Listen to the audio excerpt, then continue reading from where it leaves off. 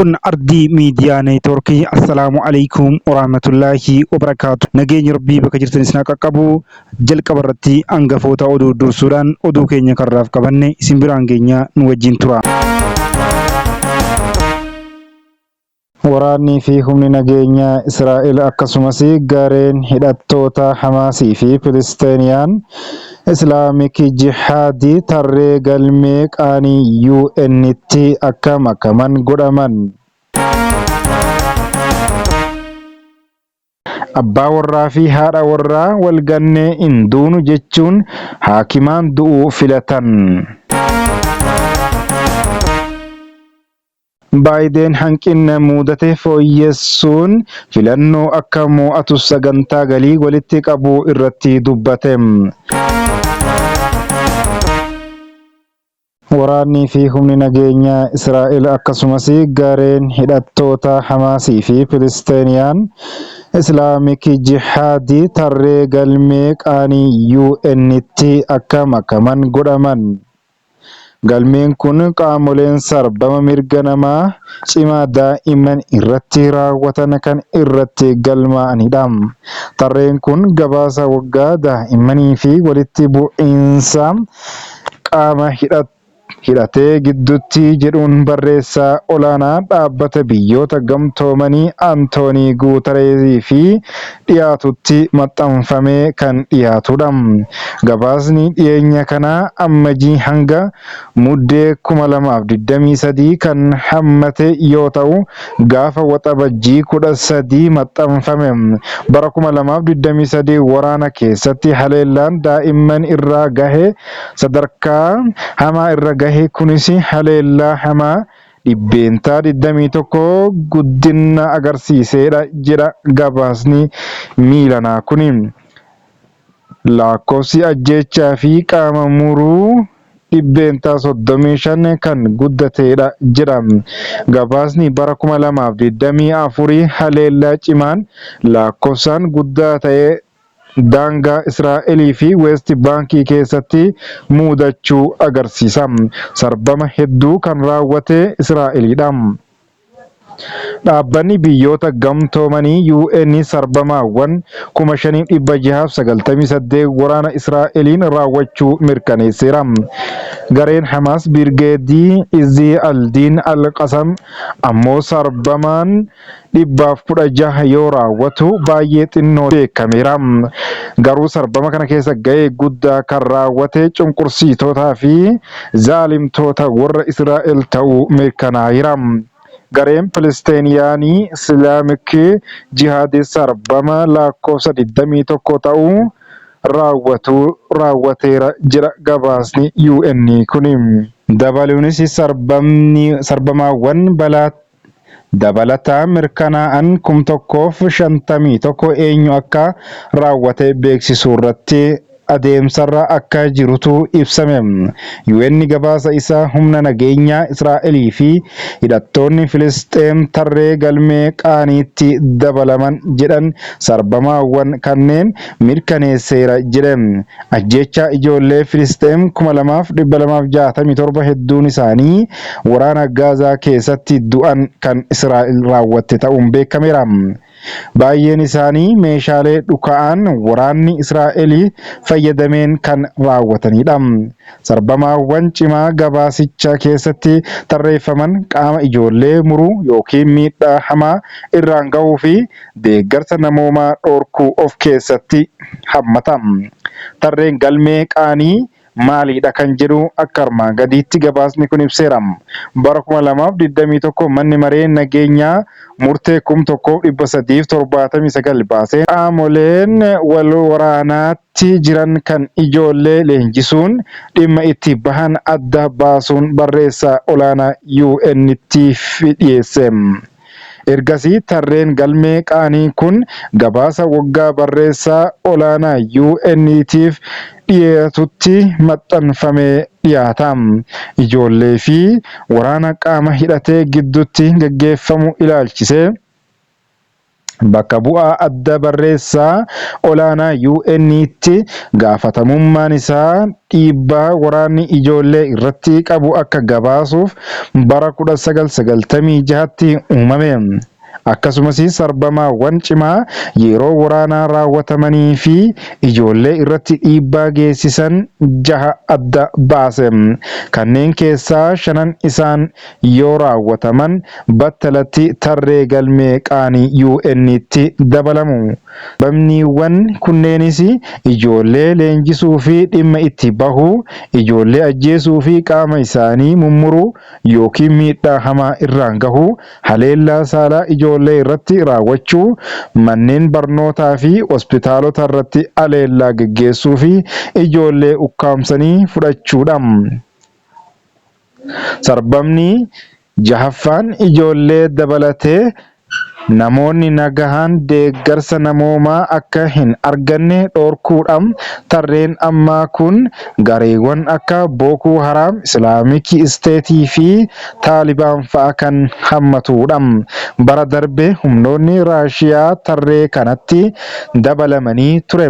Israa'el mormii dhageessiftee gabaasa UN kana ilaalchisee gareen Hamaasii fi Islaamik Jihaad hanga amma deebii kennuu baatanis Israa'el deebii laatteen gabaasa gatii hin qabne jette.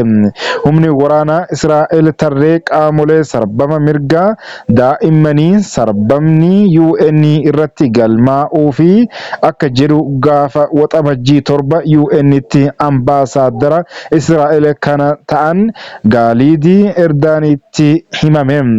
Ministeerri muummee Israa'el Beniyaamin Netanyaahuu ibsa kennaniin UN warra garee nama ajjeesu Hamaas deeggaranitti makamuu isaanii galmee seenaa gurraachatti ofiisaa galmeesse jedhan namichi uftuudhaan kun. Itti dabaluunis humni waraanaa Israa'el addunyaa irratti waraana nameenya gaarii qabuudha. Murtee UN kana hin jijjiiru, kana hin xiqqeessu jedhee oduusaa maxxanse. Baayiden hanqina mudate fooyyessuun filannoo akka mo'atu sagantaa galii walitti qabuu irratti dubbate.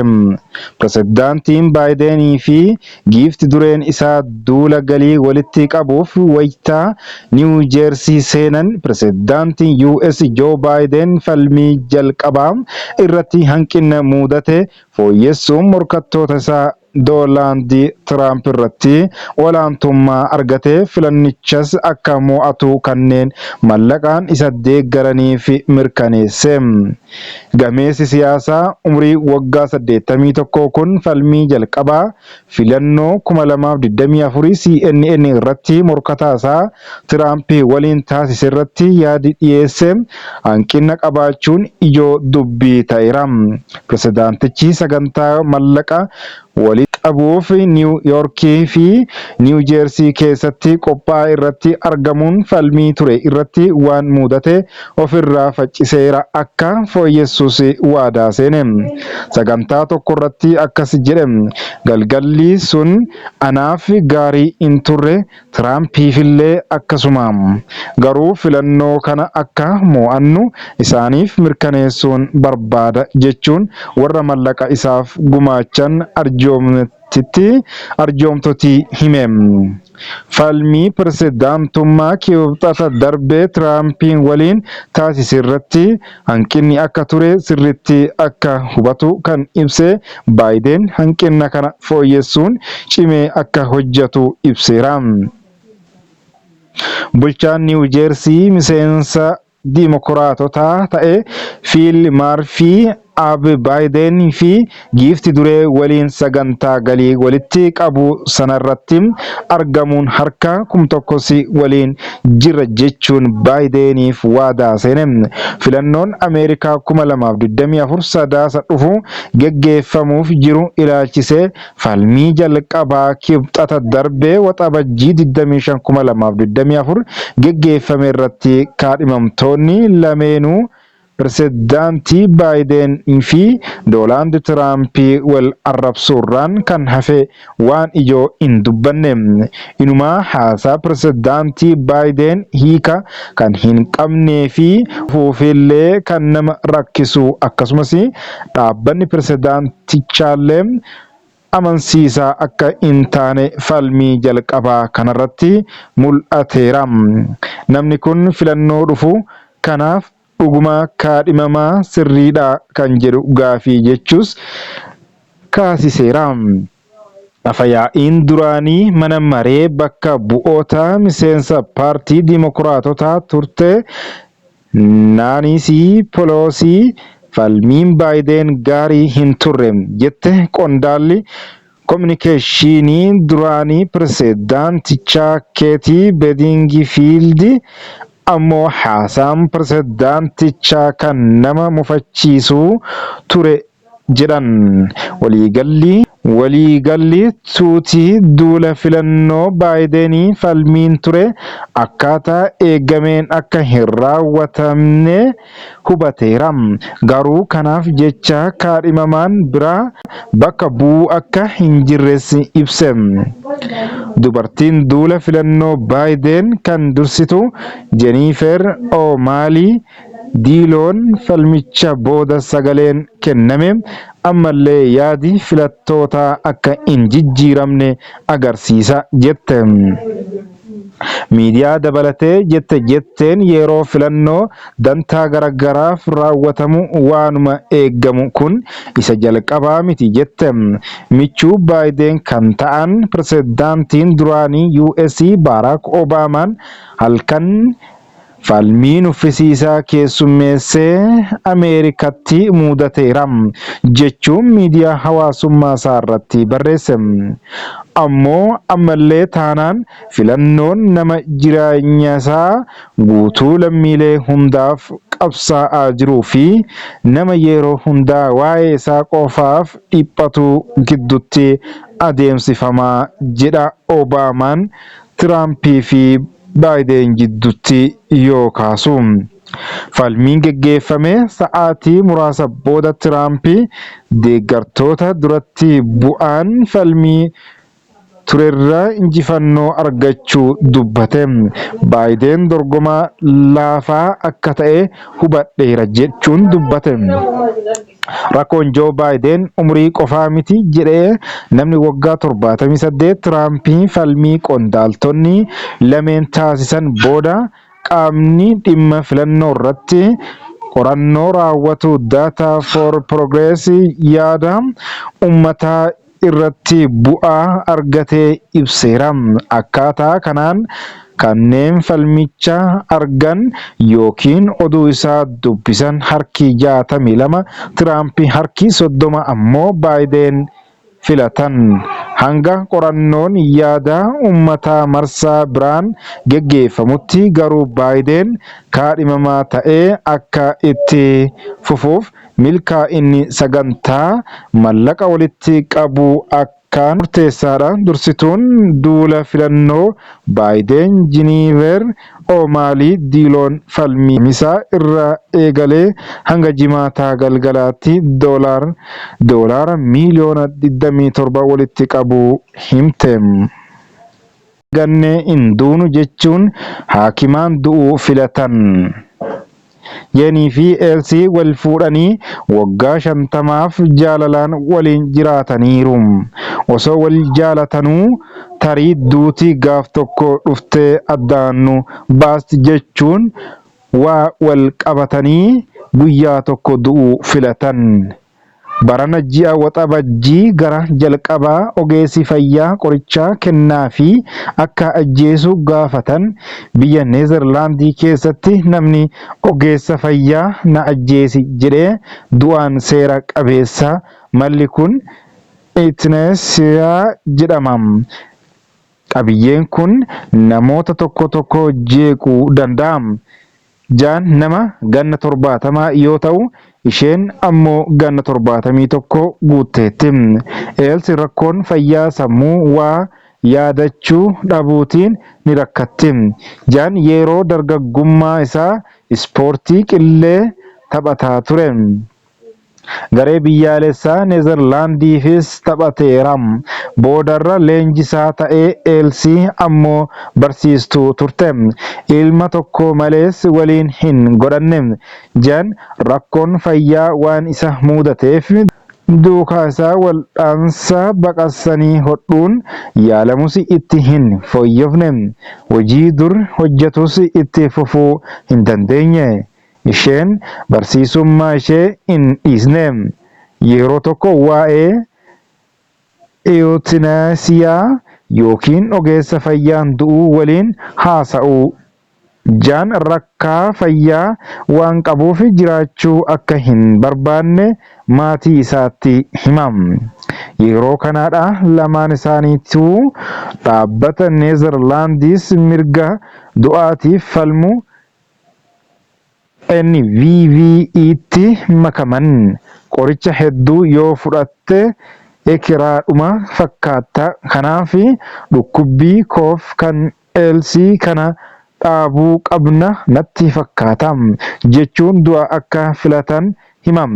Bara 2018 Eelsii hojii barsiisummaa dhaabdee mallattoo dhibee daayimeenshiyaa irratti mul'achuu eegaleera. Garuu ogeessa fayyaa bira deemuu hin barbaanne. Boodarra qoratamtee daayimeenshiyaa akka qabdu mirkanaa'e.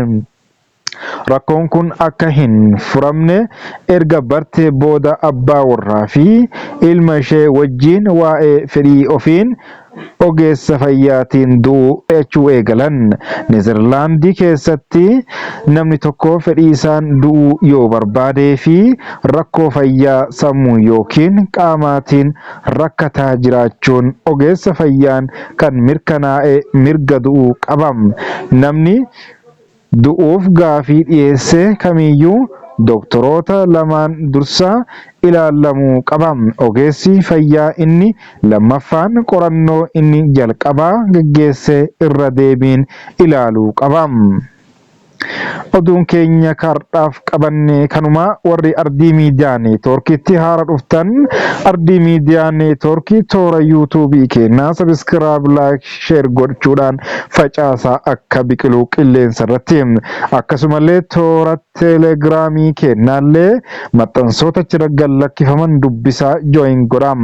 Akkasumallee toora tiiktookii fi peejii keenyaallee feesbuukaa follow gochuun maatii keenya akka taatan kabajaan isin gaafanna. Waan faana turtaniif galata.